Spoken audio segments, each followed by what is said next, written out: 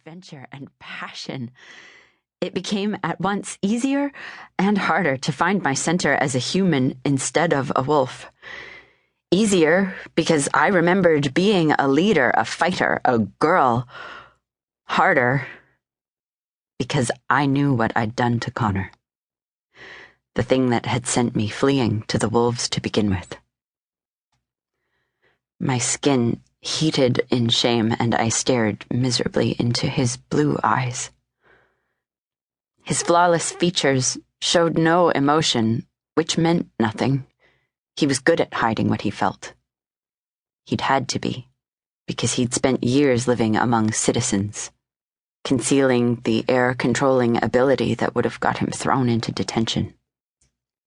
5 weeks ago, he said, measuring out each word to be sure I'd understand. Ember went to Gull City.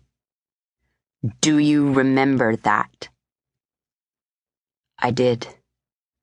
It was almost the last thing that had happened before everything had gone wrong between us, and I'd run to the wolves. She went to meet someone? No, that wasn't quite right. She'd gone to find someone. The serpent? Georgie clapped her hands together. That's right, Ash! There were 2 pictures in my head. A clear one of a huge snake, and a much hazier one of a tall man. My brain was insisting that they were both the serpent. Only how could they be? Then I realized there really was a giant snake, an ancient spirit who lived in a lake in the forest.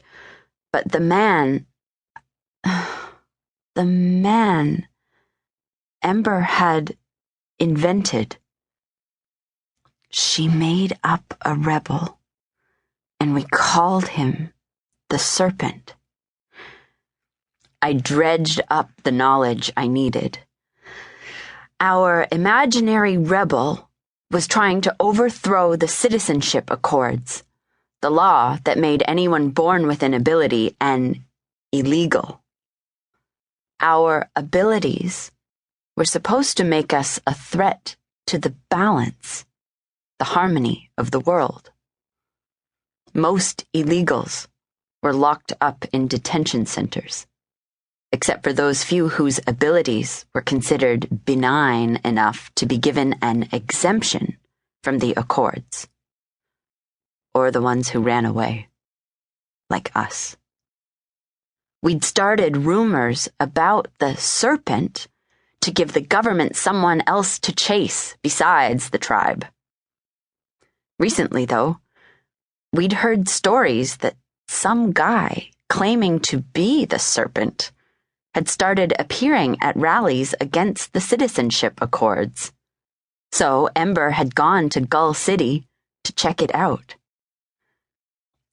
She was supposed to be back ages ago. Why didn't anyone go after her? I did go after her, Daniel answered patiently. When she didn't come back after a couple of weeks, I ran to the storage unit. He paused, eyeing me, and added, that is, I used my ability, which lets me run very fast. I know what your ability is, I informed him with wolfish dignity. Although it did take a moment for the words storage unit to mean anything to me. The one that belongs to Daniel's grandma, Bessie, which we use as a place to hide in Gull City. Ember wasn't there? No, she left a note saying she was fine and not to go searching for her. I muddled my way through that.